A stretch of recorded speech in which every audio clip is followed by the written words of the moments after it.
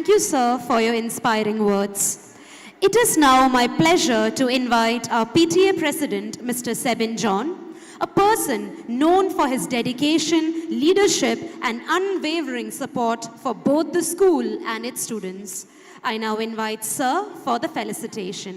Let's welcome Sir with a round of applause.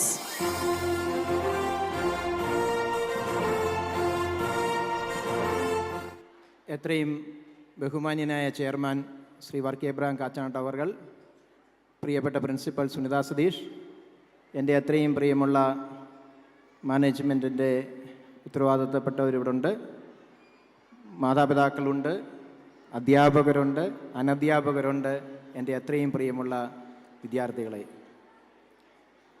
സാധാരണ ഒരു PTA പ്രസിഡൻറ്റിന് ഒരു ആശംസ എന്ന് പറയുമ്പോൾ, പ്രത്യേകിച്ച് ഒരു ആനുവൽ ഡേയിൽ ഒരാശംസ സ്കൂളിനെക്കുറിച്ച് കുറച്ച് കാര്യങ്ങൾ പറഞ്ഞ് അവസാനിപ്പിക്കുക എന്നുള്ളതാണ്. പക്ഷേ പ്രിൻസിപ്പൽ എന്നോട് പറഞ്ഞു ഒരു ക്രിസ്മസ് മെസ്സേജ് ഇവിടെ കൊടുത്തിട്ട് പോകാവുള്ളൂ എന്ന് പറഞ്ഞതുകൊണ്ട് ഒരു ക്രിസ്മസ് മെസ്സേജാണ് ഉദ്ദേശിക്കുന്നത്. ക്രിസ്മസ് മെസ്സേജിൽ സാധാരണ എല്ലാവരും പറയുന്ന മെസ്സേജിനപ്പുറമായിട്ട് യേശുക്രിസ്തു എന്ന ദർശനം, ക്രിസ്തു ദർശനം മറ്റ് ദർശനങ്ങളിൽ നിന്ന് എന്താണ് വ്യത്യസ്തപ്പെട്ടിരിക്കുന്നത് എന്നുള്ളൊരാശയമാണ് ഒന്ന് പറയാൻ ശ്രമിക്കുന്നത്. അതും ചുരുങ്ങിയ സമയത്ത് പറയണമല്ലോ, വലിയൊരു വിഷയമല്ലേ. മനുഷ്യൻ അവൻ്റെ ഉൽപ്പത്തിയുടെ കാലം മുതൽ അവൻ മൃഗത്തിന് തുല്യമായിരുന്നു.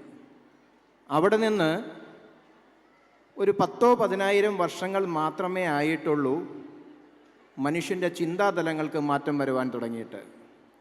എങ്ങനെ തന്നിലെ ജഡികതയെ, തന്നിലെ മൃഗതൃഷ്ണകളെ മാറ്റിക്കൊണ്ട് ഒരു സംസ്കാരത്തിലേക്ക് വളർന്ന് ഒരു ദൈവികമായ അവസ്ഥയിലേക്ക് പോകാം എന്നുള്ളതിൻ്റെ അന്വേഷണമായിരുന്നു എല്ലാ ദർശനങ്ങൾക്ക് പിന്നിലും.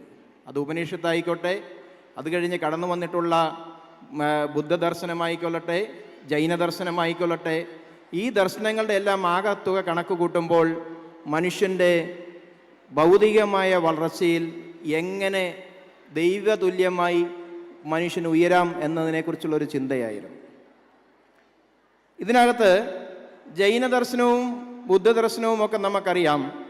അഹിംസാ സിദ്ധാന്തത്തിൽ മൃഗങ്ങളെപ്പോലും, പ്രത്യേകിച്ച് ജൈന സിദ്ധാന്തത്തിൽ സൂക്ഷ്മജീവികളെപ്പോലും ഉപദ്രവിക്കാതെ മനുഷ്യൻ എങ്ങനെ ഒരു നല്ല പ്രവൃത്തികളിലൂടെ അല്ലെങ്കിൽ എത്രമാത്രം തൻ്റെ ജീവിതത്തെ ക്രമീകരിച്ചുകൊണ്ട് ഒരു സംസ്കാരത്തിലേക്ക് വളരുന്ന ദർശനമായിരുന്നു. അതിനകത്ത് ഉപനിഷത്ത് പോലും പറയുന്നത് മനുഷ്യൻ്റെ കർമ്മങ്ങൾ കൊണ്ട് അവൻ അനുഭവിക്കുന്ന ബുദ്ധിമുട്ടുകളിൽ ചിലപ്പോൾ ഒരു മനുഷ്യായുസ് കൊണ്ടൊന്നും ഒരുത്തിന് പൂർണ്ണതയിലേക്ക് വരാൻ പറ്റുന്നില്ല. ജീവിതത്തിൻ്റെ വിവിധ ജന്മങ്ങളെടുത്ത് 1000-ഓ 2000-ഓ ഒക്കെ ജന്മത്തിലായിരിക്കാം ചിലപ്പോൾ ഒരു മോക്ഷപ്രാപ്തിയിലേക്ക് വരുന്നത് എന്നുള്ളതാണ് ഉപനിഷത്തിൻ്റെ പോലും ആശയം. ഇവിടെ ഈ ക്രിസ്തു ദർശനത്തിൻ്റെ ഏറ്റവും അടിസ്ഥാനപരമായ വിഷയം, അല്ലെങ്കിൽ ക്രിസ്മസിൻ്റെ കൃത്യമായ മെസ്സേജ് എന്ന് പറയുന്നത്, മനുഷ്യൻ്റെ തെറ്റും ശരിയും വേർതിരിക്കാൻ മനുഷ്യൻ്റെ പ്രവൃത്തിയെ നോക്കിക്കൊണ്ട് നമുക്ക് പറ്റില്ല എന്നും, അബോധാവസ്ഥയിൽ ബോധമില്ലാതെ നിൽക്കുന്ന ഒരു മനുഷ്യൻ അവൻ്റെ ശരികളിൽ നിന്ന് അവൻ ചെയ്യുന്ന പ്രവൃത്തി വികലപ്പെടുമെന്നും, അങ്ങനെ നിൽക്കുന്ന അബോധാവസ്ഥയിൽ നിൽക്കുന്ന മനുഷ്യനെ ബോധത്തിലേക്ക് കൊണ്ടുവരണമെങ്കിൽ സുബോധമുള്ള ദൈവത്തിൻ്റെ ആത്മാവിൽ മാത്രം ജീവിക്കുന്ന ഒരു മനുഷ്യൻ ഈ അബോധത്തിൽ നിൽക്കുന്ന മനുഷ്യനെ വീണ്ടെടുക്കുവാൻ തൻ്റെ പ്രാണനെ പോലും വിട്ടുകൊടുക്കുന്ന ഒരു വീണ്ടെടുപ്പിലൂടെ അവനിലെ സുബോധം അബോധത്തിൽ നിൽക്കുന്നവന് കൊടുത്തുകൊണ്ട് ഈ അബോധത്തിൽ നിൽക്കുന്നവനെ ദൈവപുത്രരാക്കി മാറ്റുന്നതിനുള്ള ഒരു ദർശനമായിരുന്നു ക്രിസ്തു ദർശനം. അതിൻ്റെ ഏറ്റവും പ്രകടമായ യാഥാർത്ഥ്യം, ഇതിനെ ഉൾക്കൊണ്ടത് പല ആത്മീയ ആചാര്യന്മാരുമുണ്ട്. അതിനകത്ത് ഏറ്റവും പ്രധാനമാണ്, ഞാൻ ഈ അടുത്ത കാലത്ത് രാമകൃഷ്ണ മിഷൻ ആശ്രമത്തിൽ ഒന്ന് പോവുകയുണ്ടായി. അവിടെ ചെന്നപ്പോൾ അവിടുത്തെ പ്രധാനപ്പെട്ട ദിവസങ്ങളിൽ ഒന്നാണ് ഡിസംബർ 25. ക്രിസ്തുവിൻ്റെ ജന്മദിനം അവർ ആഘോഷപൂർവ്വം വളരെ നന്നായിട്ട് ആഘോഷിക്കുന്നുണ്ട്. അതുപോലെ ശ്രീനാരായണ ഗുരുകുലം, ശ്രീനാരായണ ഗുരുവിൻ്റെ ഏറ്റവും പ്രിയപ്പെട്ട ശിഷ്യനായിരുന്ന നടരാജഗുരുവും നിത്യചൈതന്യതയും സ്ഥാപിച്ച ശ്രീനാരായണ ഗുരുകുലത്തിലെയും പ്രധാനപ്പെട്ട ഒരു ദിവസമാണ് ക്രിസ്തുവിൻ്റെ ജന്മദിനം. ഇതിൻ്റെ കാരണം ഈ ദർശനത്തിൻ്റെ ഒരു പ്രസക്തിയാണ്. ഈ ബൈബിളിൽ എനിക്ക് ഏറ്റവും ഇഷ്ടപ്പെട്ട ഒരു കഥാപാത്രമാണ് മഗ്ദലന മറിയം. ലോകനീതി പ്രകാരവും അന്നത്തെ മതനിയമപ്രകാരവും കല്ലെറിഞ്ഞ് കൊല്ലണമെന്ന് ശിക്ഷിക്കപ്പെട്ട മഗ്ദലന മറിയ നിസ്സഹായതയോടുകൂടി മരണത്തെ മുഖാമുഖം കണ്ട് തൻ്റെ മരണം ദർശിച്ച് നിൽക്കുമ്പോൾ ഒരു മനുഷ്യൻ പറയുന്നു, നിങ്ങളിൽ പാപമില്ലാത്തവൻ കല്ലെറിയട്ടെ എന്ന് പറഞ്ഞുകൊണ്ട് ഒരു സമൂഹത്തെ മാറ്റിയിട്ട് നീ ധൈര്യമായി പോകുക, ഇനിമേൽ പാപം ചെയ്യരുത് എന്ന് പറഞ്ഞുകൊണ്ട് കൊടുക്കുന്ന ഒരു വീണ്ടെടുപ്പുണ്ട്. ഇവിടെ ആ വ്യക്തിക്ക്, തെറ്റ് ചെയ്ത വ്യക്തിക്ക് യാതൊരു റോളുമില്ലാതെ മറ്റൊരു മനുഷ്യൻ സ്വതന്ത്രമാക്കി വിടുന്ന ഒരു മഹത്തായ ദർശനമായിരുന്നു. എന്നെ ചിന്തിപ്പിച്ചത് അതല്ല. ഈ ക്രിസ്തുവിൻ്റെ മരണശേഷം അദ്ദേഹത്തിൻ്റെ ഉയർപ്പിൻ്റെ സമയത്ത് ഏറ്റവും ആദ്യം ആ ഉയർപ്പിൻ്റെ രഹസ്യം വെളിപ്പെടുത്തി കൊടുത്തത് മഗ്ദലനയ്ക്കാണ്. യഥാർത്ഥത്തിൽ അവിടെ പത്രോസുണ്ട്, ഏറ്റവും പ്രിയപ്പെട്ട ശിഷ്യൻ, അല്ലെങ്കിൽ ഇനിയും ഇതിനെ മുമ്പോട്ട് കൊണ്ടുപോകണമെന്ന് പറഞ്ഞ പത്രോസ് ശ്ലീഹായ്ക്ക് പോലും ക്രിസ്തു ആദ്യമേ വെളിപ്പെടുന്നില്ല. ഏറ്റവും ഇഷ്ടപ്പെട്ട യോഹന്നാന് വെളിപ്പെട്ടില്ല. ഇനി മറിയമുണ്ട്, മാതാവുണ്ട്, അവർക്കും വെളിപ്പെട്ടില്ല. വെളിപ്പെട്ടത് മഗ്ദലനയ്ക്കാണ്. ഇതാണ് എന്നെ ചിന്തിപ്പിച്ചത്. എന്തുകൊണ്ട് യേശു ക്രിസ്തു ആദ്യമായി മഗ്ദലനയ്ക്ക് വെളിപ്പെട്ടു? ഇതാണ് ക്രിസ്തു ദർശനത്തിൻ്റെ ഏറ്റവും അടിസ്ഥാനപരമായ തത്വം. തൻ്റെ മരണം മുന്നിൽ കണ്ട ഒരു വ്യക്തി, തനിക്കിനിയും ഒരു ജീവിതമില്ലെന്ന് തിരിച്ചറിഞ്ഞ നിമിഷം തന്നെ വീണ്ടെടുത്തവൻ മരണത്തിലേക്ക് പോയപ്പോൾ ആ സ്ത്രീക്കുണ്ടായ ഒരു ബോധ്യതയുണ്ട്.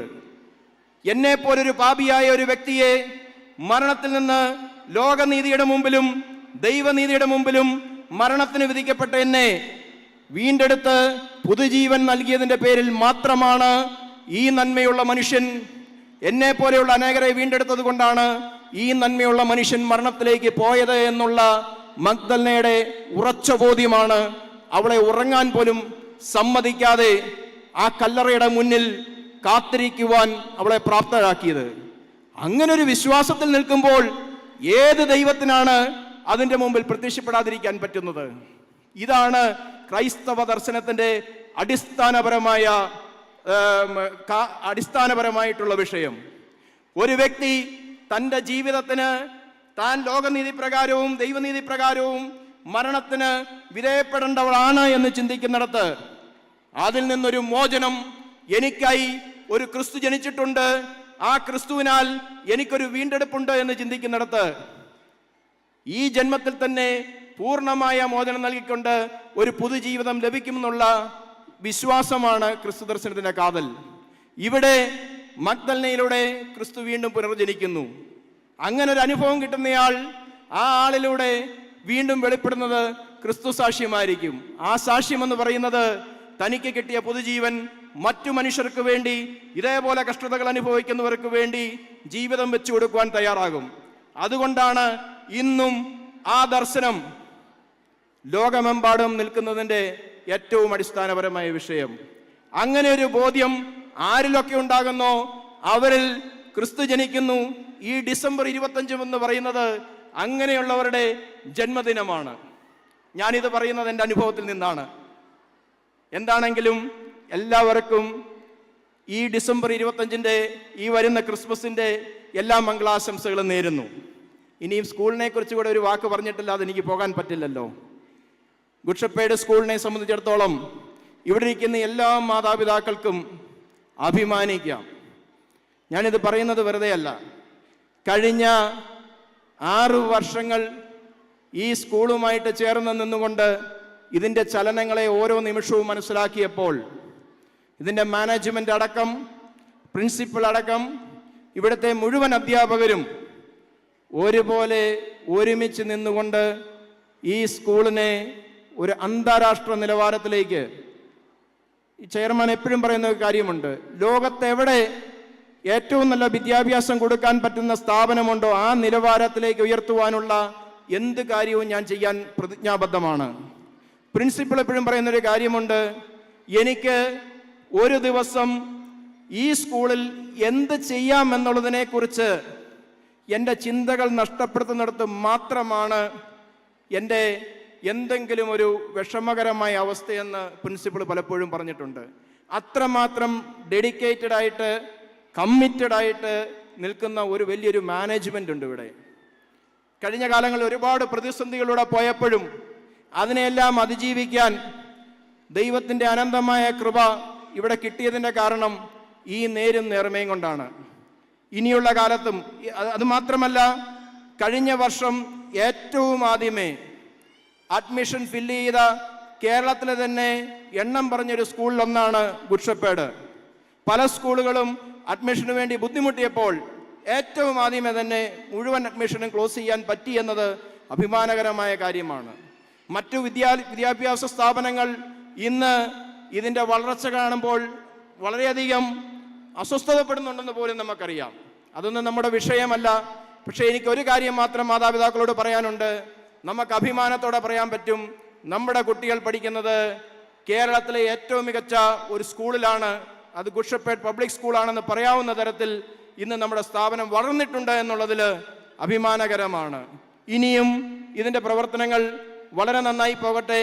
ഇതിനുവേണ്ടി യത്നിക്കുന്ന മുഴുവൻ അധ്യാപകരോടും പ്രിൻസിപ്പലിനോടും അതിനെല്ലാം ഉപരിയായി അതിന് മുഴുവൻ പിന്തുണ കൊടുത്തുകൊണ്ട് നിൽക്കുന്ന പ്രിയപ്പെട്ട ചെയർമാൻ വർക്കി എബ്രഹാം അവர்களോടും പ്രത്യേകം മുഴുവൻ മാതാപിതാക്കളുടെ പേരിലും നന്ദി രേഖപ്പെടുത്തിക്കൊണ്ട് ഞാൻ എൻ്റെ വാക്കുകൾ ഉപസംഹരിക്കുന്നു. നന്ദി, നമസ്കാരം.